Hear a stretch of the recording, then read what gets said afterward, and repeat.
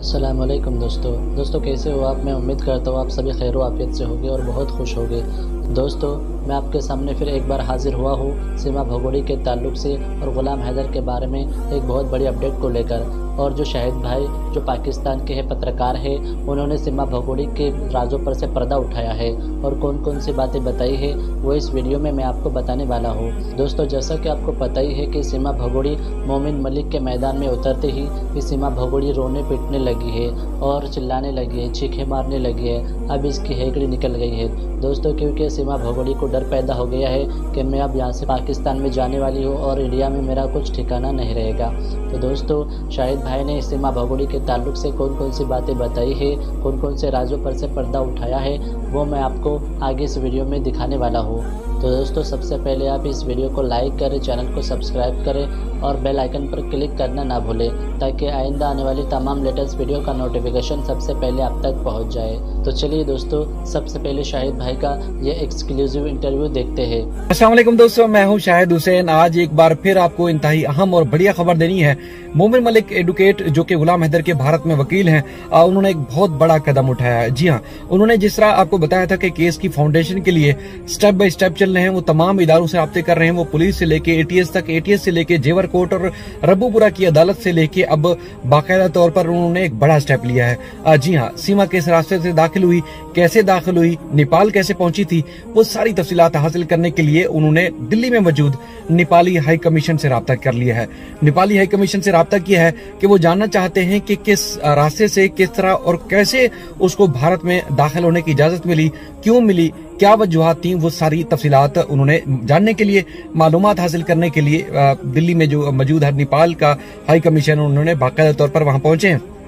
आप ये फुटेज में देख रहे होंगे, ये आज ही की फुटेज है, कोई देर पहले की एक्सक्लूसिव और इंतहाई अहम तरीन मनाजर हैं जो कि मैं आप तक पहुंचा रहा हूं। जैसे जैसे अपडेट बढ़ रही है आगे, जैसे जैसे मालूमात आगे बढ़ रही है, मोमिन मलिक साहब जिस तरह कदम उठा रहे हैं वो हम आप तक वक्तन फवक्तन पहुंचा रहे हैं। ये मामला ये है कि इसको हल्के में नहीं लेना। ये मामला ऐसा है कि इसको जितनी तेजी से जिस तरह आगे बढ़ाया जाए, इसी तरह मोमिन मलिक साहब बिल्कुल एक मोहब्बत से, लगन से और इंसानी हकूक को मद्देनजर रखते हुए वो कोशिश कर रहे हैं और हम भी उनकी जो भी अपडेट्स हैं, जो जो पेशरफ्त होती है, आप तक पहुंचाते हैं और इंशाल्लाह पहुंचाते भी रहेंगे। कुछ और मालूमात और उसके बाद फिर इसकी मुकम्मल तफसीलात के हाई कमीशन ने क्या जवाब दिया है वो भी मैं आपके सामने रखता हूँ। मालूमात कुछ इस तरह की है कि गुज़श्ता रोज से, बल्कि 2 रोज से, जब से मोमिन मलिक साहब ने एपी सिंह को एक्सपोज किया है, उसकी वो तमाम तफसीलात, वो तमाम चीजें सामने रखी हैं, दुनिया को बताया है कि मोमिन मलिक साहब ने जिस तरह एक नेशनल टीवी पे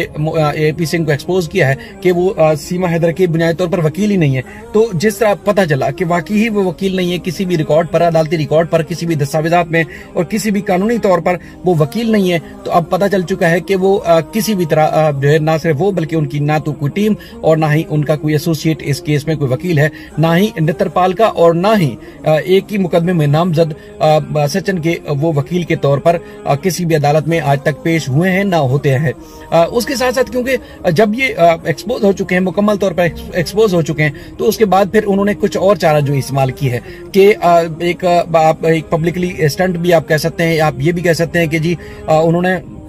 जो है वो दुनिया को कुछ और राह पर लाने की कोशिश की और उनके हवारियों ने कि 2-3 दिन से, जो 6-7 महीने या 4-5 महीने पहले जिनका शान साजी सीमा प्रेग्नेंट हो गई है, अब 2-3 दिन से रिपोर्ट्स दिखाना शुरू कर दी हैं, कुछ एक्सरे दिखाना शुरू कर दिए, बल्कि अल्ट्रासाउंड रिपोर्ट्स दिखाना शुरू कर दी, जिसमें वो ये बावर कराने की कोशिश कर रहे हैं जी ये सीमा जो है वो प्रेग्नेंट है। यानी कि एक आप कह सकते हैं कि लोगों को गुमराह करना, एक लोगों की सीमा के साथ सिंपैथी या किसी न किसी तरीके से इस जगह को,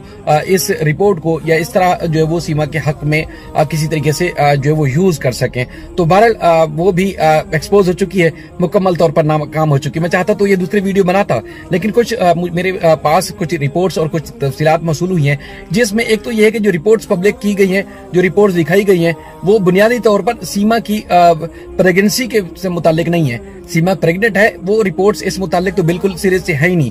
रिपोर्ट्स जो है, दावा किया जा रहा है कि वो रिपोर्ट्स सीमा की प्रेग्नेंट होने की रिपोर्ट है, बुनियादी तौर पर वो यूरिक एसिड और पत्नी और किसी चीज की, लेकिन उससे कहीं भी एक तो वाजे नहीं हो रहा कि वो रिपोर्ट जो है सीमा की प्रेगनेंसी टेस्ट से मुतालिक ली गई है, तो जिसमें सीमा प्रेग्नेंट है, वो भी सरासर झूठ, बेबुनियाद और फेक है। जिस तरह पहले ड्रामे रचाए गए, एक अरसे से 140 करोड़ आवाम को ड्रामे रचा कर जो गुमराह करने की कोशिश की गई, ये भी एक उसी की कड़ी है। दूसरा जो अल्ट्रासाउंड रिपोर्ट है, अल्ट्रासाउंड रिपोर्ट में जो डेट मेंशन है उसमें 2014 की है। जी हाँ, 2014 की रिपोर्ट को इन्होंने 2024 की यानी कि 10 साल बाद की रिपोर्ट बनाकर पेश करने की कोशिश की है कि ये सीमा की ही रिपोर्ट है और सीमा जो है प्रेग्नेंट हो चुकी है।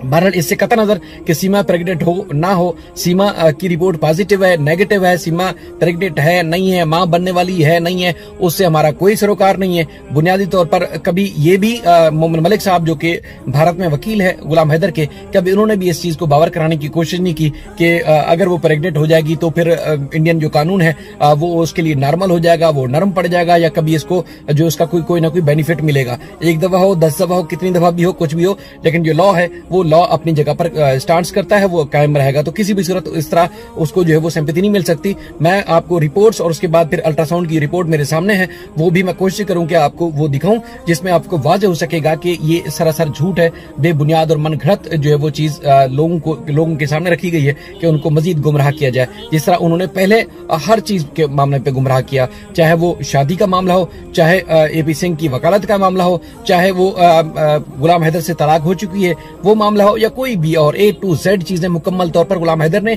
एक्सपोज किया। अब बारी है ये मोमिन मलिक साहब की, तो मोमिन मलिक साहब भी एक जगह पर जाके एक्सपोज कर रहे हैं। दूसरी बात, 2-3 दिन से एक और चीज चल रही है।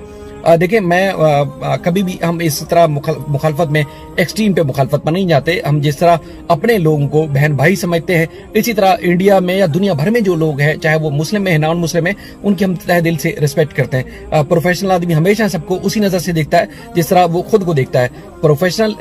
कभी भी वो जो है वो जात पात धर्म इन चीजों को नहीं देखता, बल्कि बिला तफरीक जो है वो काम करता है। जिस तरह मोमिन मलिक साहब आपके सामने एक मिसाल है, कभी भी उन्होंने इस चीज को कतई नजर उन्होंने हमेशा लोगों की खिदमत की, और उन्होंने